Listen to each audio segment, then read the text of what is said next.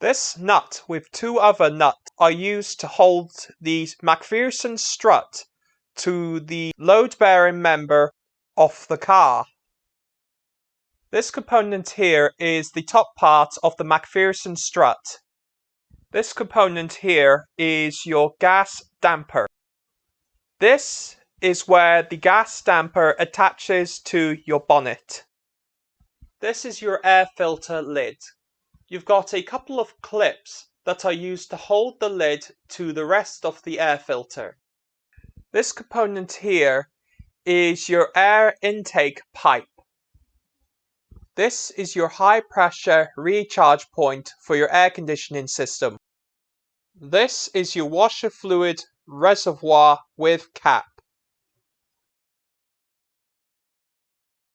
This component here is where you can disconnect one part of your bonnet release cable.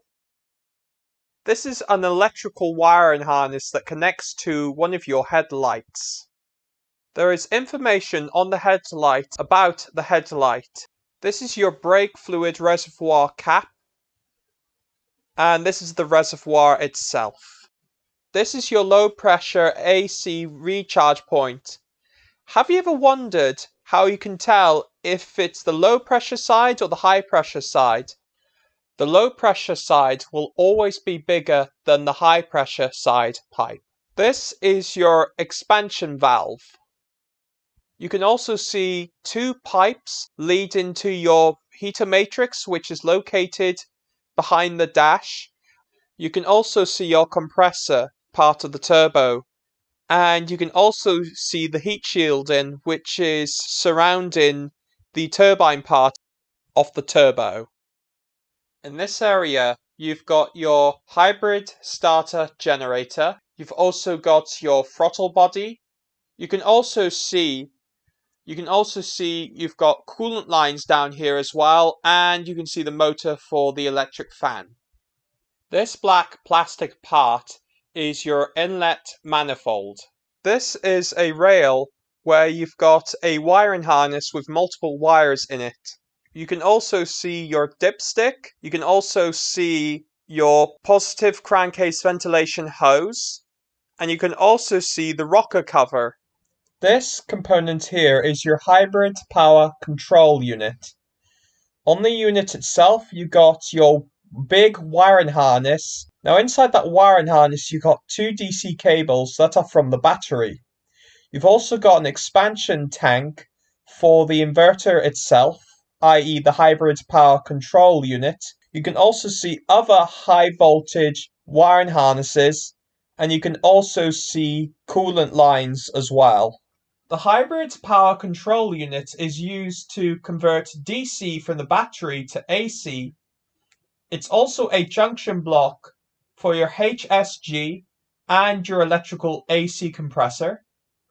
It is also used to convert the AC from the electric motor to DC to charge up the high voltage battery for regenerative braking.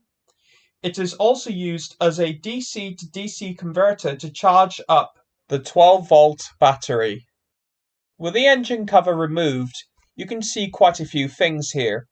You can see your positive crankcase ventilation hose. You've got your fill-up station for the oil. You've got your pencil coils with electrical connectors. You've got a wiring harness, your dipstick, and your flexible pipe. I didn't have time to show you me removing the engine cover, but the engine cover was put back on after the video was shot. In this area, you've got your steering rack with boot. You can also see one of your fasteners that attaches it to the subframe. You can also see in black, you've got your anti-roll bar.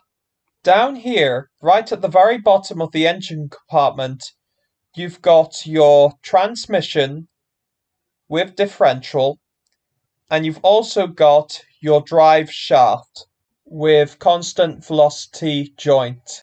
In this location here, you've got your fireman's loop. This over here is the lid for your fuse and relay box. The engine in this car is the G4FT.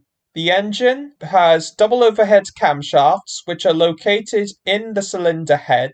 The cylinder head and the block are made out of aluminum.